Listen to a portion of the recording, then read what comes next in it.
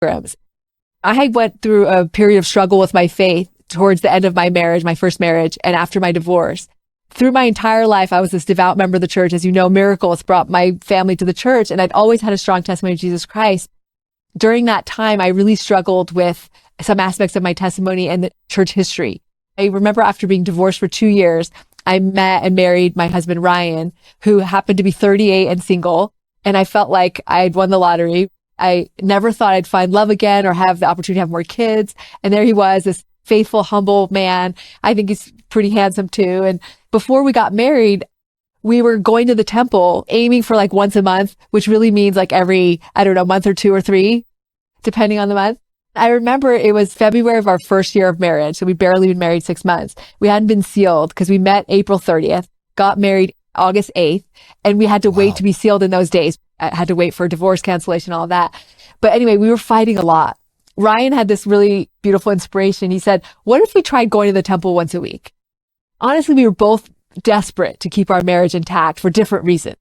Ryan had waited 20 years to find someone he should marry. His mission president said he's going to get married within 6 months. Well, it took him 18 years, I guess, to find me.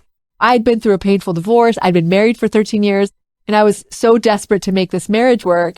I remember walking down the aisle in my wedding to Ryan, and my father so wisely saying those final words that every girl wants to hear before your father walks you down the aisle. He says, so this is it, right, Shima?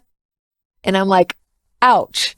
And I know he meant it with great love, even though it hurt, but I so desperately wanted it to be it. I was willing to try anything. Then there we are. We go to the temple every week for that first year of our marriage. Our marriage changes. We often go in, I have to say, not talking to each other. We've been mad at each other, but we walk out of the temple holding hands and giggling, laughing at whatever we were fighting about, because the temple softened us. It helped us feel love again. It forced us to feel the spirit and let go of contention when we didn't want to.